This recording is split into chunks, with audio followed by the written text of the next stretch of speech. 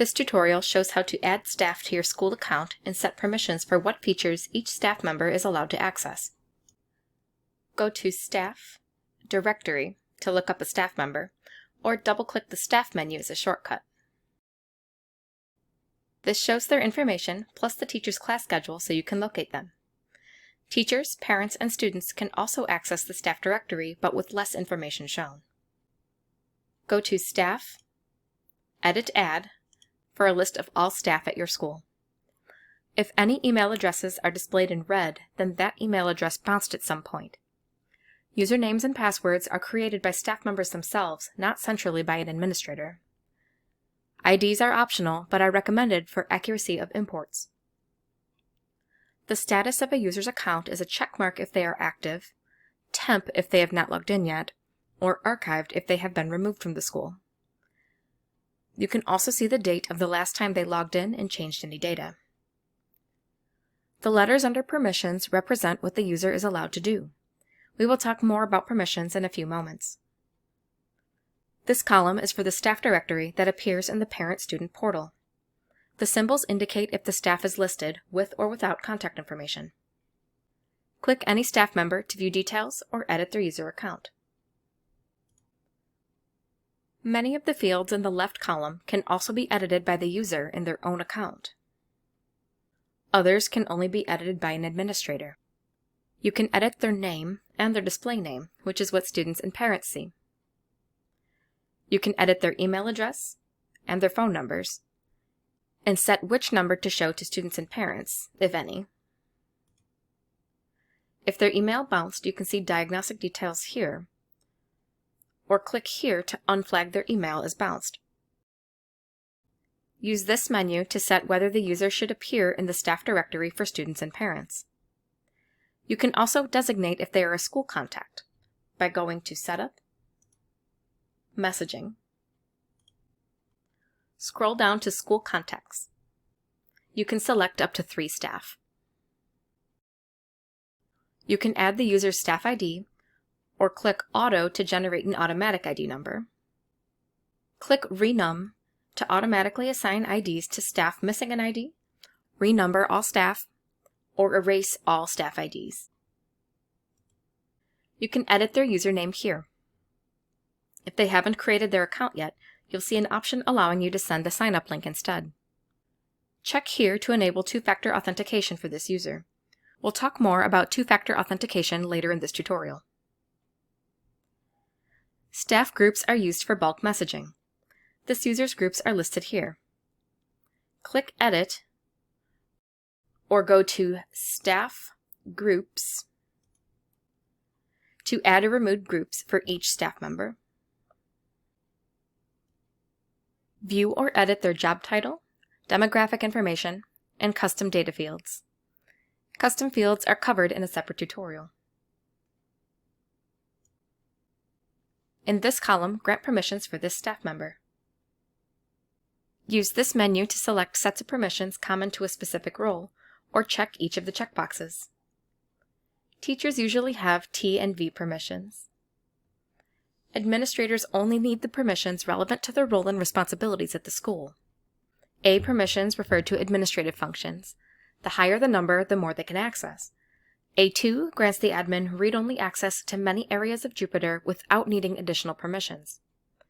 A4 lets an admin update information for other staff, but they cannot add or delete staff or change permissions. Y permissions are for system administrators. There should only be 1 or 2 people with Y permissions, since any mistakes they make could affect everyone. S is for scheduling students and classes, and G is for viewing and editing grade data. It is best to limit use of the G4 permission, so only 1 or a few people are allowed to make edits in teacher gradebooks. R allows the user to take attendance for any student in the school, and D allows users to receive and edit discipline referrals. Choose the user's title from this drop-down so that discipline logs are routed correctly. Note that teachers can already take roll for their own students and record and view discipline for them, so the R and D permissions are for administrators, not teachers. The P permissions are used for student billing. These are only available if your school uses our payments module. Hover your mouse to see more details about any permission level, or see our help guide for more details. The permissions in this area apply to all teachers at the school, no matter which user you've selected. This option lets teachers create extracurricular teams and clubs, so they can send announcements and post events on the calendar. This is like a class, but it does not appear on report cards. Selecting Update Student Contact Info lets all teachers update email addresses, parent contact information, and the student's preferred name.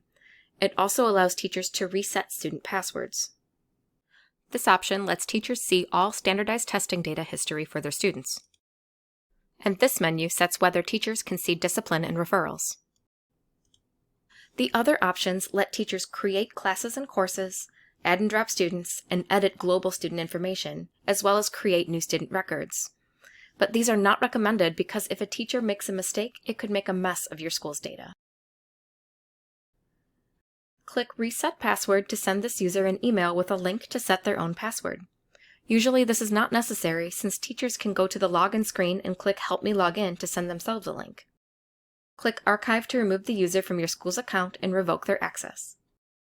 Let's return to our staff list. Click New User to add a new staff member.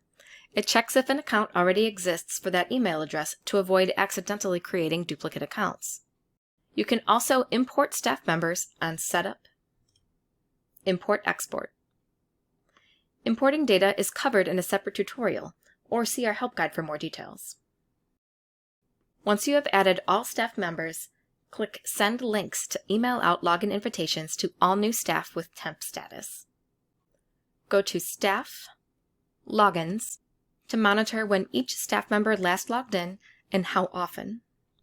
Click either of these two columns to see a detailed access log of every login, or click either of these two columns to access the teacher's gradebook without requiring their password. This feature only works if you have the appropriate G permissions and if the user has gradebooks. You may not access other admin accounts. Go to Setup, Security, to edit security settings for your school. It is safest to allow only people entered by admin to sign up. The other choices are generally only used for trial accounts. You can force staff to log out after a maximum idle time or allow staff to set their own preference. Choose your two-factor authentication setting here. When enabled, this security option requires a code sent to the user's email or mobile phone when logging in from a new device or browser. You can optionally require two-factor authentication for all staff or manually turn it on or off for everyone. Use this option to prevent substitute teachers from logging in off campus, and this one to change your privacy settings. That concludes this tutorial. See our help guide for more details.